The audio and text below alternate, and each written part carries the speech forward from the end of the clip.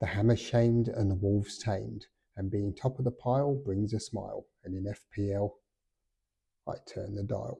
The good, the bad and the ugly at Liverpool FC podcast for game week number 6, brought to you by the LFC File. Roll the intro, Ebu.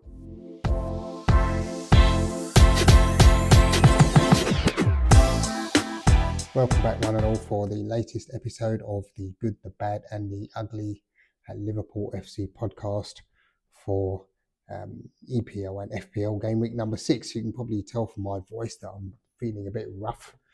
Got a completely blocked nose, but yeah, there you go. We soldier on. Remember, as always, if you like the content, remember to like, subscribe, press the notification bell so you know when the next episode is going to be available. So without further ado, let's crack on with the good, and that, of course, I would say is Liverpool hammering the Hammers 5-1 at Anfield in the Carabao Cup. So a solid performance from the Reds, considering they went behind to Jarell Quansah own goal after 21 minutes. Diogo Jota was able to restore parity a little while later, heading on to, I think it was Chiesa, had a shot which sort of bounced in the air, and Jota was there to finish that off. I've got a few clips there, courtesy of the LFC Instagram account. And then Diogo scored a few minutes later as well to put Liverpool into the lead at the break. Second half goals from Mo Salah and 2 late goals from Cody Gapko, who was superb on the night, should be said. Was able to put the game well beyond the Hammers and send them back down to the smoke out of the competition and duly empty-handed. So a very good result. I've got the official LFC website here with their headline from Chris Shaw: Liverpool hit 5 against Hammers to start Carabao Cup defence. And that pretty much says it all. Super performance all round.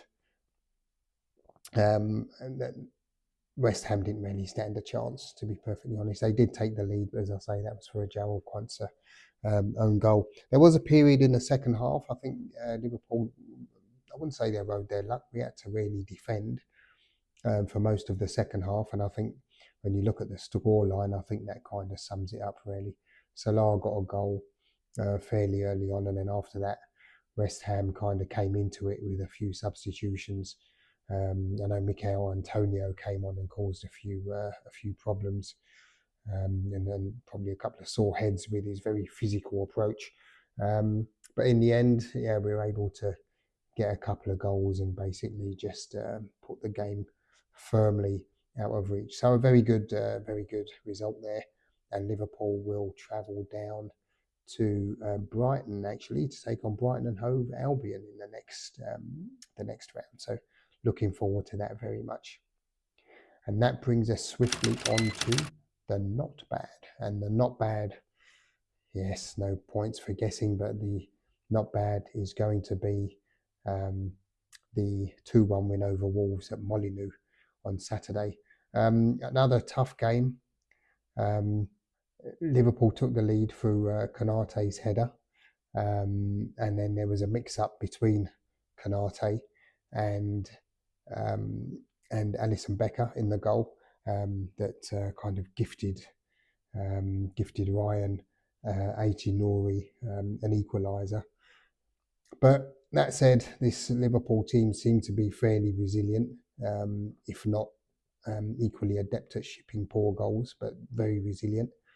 But Mo Salah got a penalty in 61 minutes, which was able to put the game in Liverpool's favour, and we just kind of pretty much hung on really for the rest of the game. I wouldn't say hung on, but just defended stoutly. Yeah, we were, I wouldn't say fortunate to come away with a win. I think it was a deserved win in the end. But Wolves certainly made Liverpool work for it. Yeah, I've got a couple of the highlights there again from the LFC Instagram account. Yes, not a bad bad outcome there to a pretty tricky game. And I've got the Independent here. Jonathan Will with his headline: Liverpool mark themselves as title contenders with Wolves win. Wolves 1, Liverpool 2, Ibrahima Konate's header and a Mo Salah penalty, either side of Ryan 18-year-old's equaliser, made it 5 wins from 6 league games for Liverpool. So very good. What is remarkable about this, I wouldn't say remarkable, but what one should note is that Liverpool didn't play particularly well, but were still able to grind out the result. Does that make them champions? No, it doesn't, but it does bode well for the months ahead. So that's a good result. And the other results seem to go in Liverpool's favour. Man City, they drew.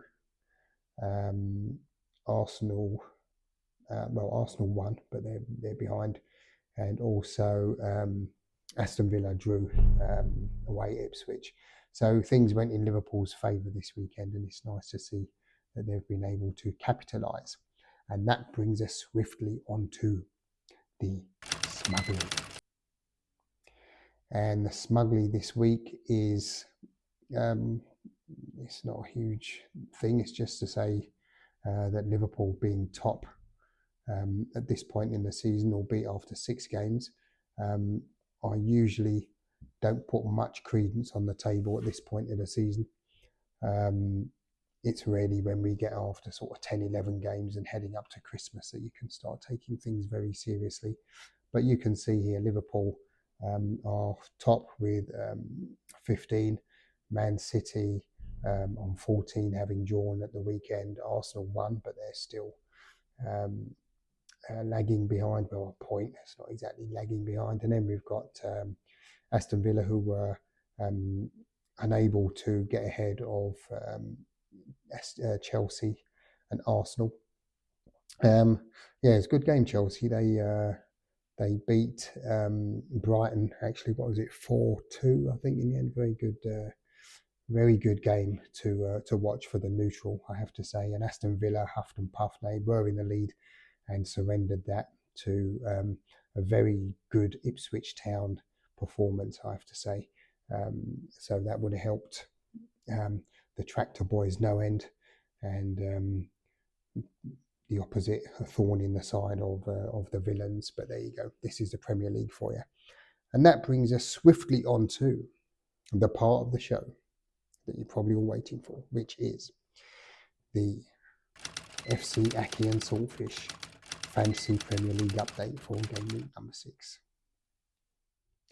And as we can see, after game week number 6, finished on 76 points, a very healthy return. I see Haaland didn't do very well over the weekend, so those with him as captain were sorely disappointed. So maybe payback time for the previous week. But yeah, 76 points. Salah captain got 20. We got 9 from Guardiola, who scored Man City's only goal in their fixture. But Cole Palmer, not Colton Palmer, he doesn't play anymore, does he? Cole Palmer, 25 points to the good. Wow, this is what happens if you score four goals in the first half for the first time in a Premier League match. Deserved return. And Bueno also got me 9 points. He got on the score sheet. And Nicholas Jackson as well. He got an assist for Chelsea against Brighton. So yeah, decent return there, I have to say. I haven't looked at the fixtures yet for next week.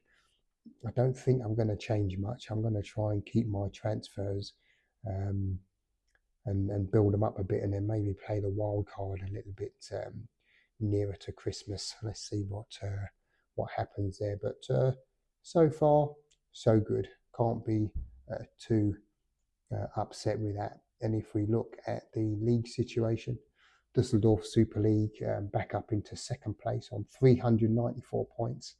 I am actually the high scorer this week, dare I say, from 0 to hero, from last week being the lowest and this week the highest. So that's good.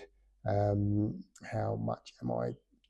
28 away from the band of horses, and 25 away from having got a clue who are in third. So yeah, not bad, a decent lead, but I can't rest on my laurels with this lot, as we know, because they are basically fantasy football nutters when it comes to their application and dedication to the game. Now we move on to the public league, the 2014-667, otherwise known as the League of Kings, and there I'm in fifth. Not really much to say about that. It's fairly tight between third and fifth, as you can see, but I'm still 9 away from Hard Lane FC, who are in sixth. Yes, I remain quietly confident that I can get myself into the top 2 or 3 over the coming weeks. So please do watch this space. And with that, I'm going to wrap it up. Guys and gals, thanks very much for stopping by. Apologies for my sickly state. But yes, your attention is much, much appreciated. And hopefully I'll be in better fettle next week. So as usual, again, if the content floats your boat, then do like, subscribe and press the notification bell, and look out for the next episode. Again, just a little mention for the Goodreads page on the LFC file website. Facebook page is still hacked, and I'm working with Facebook. I've actually got some answers from them now.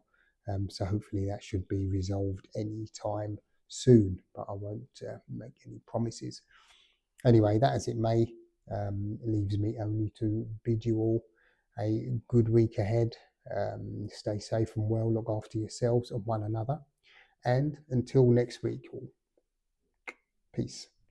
UNFC 5.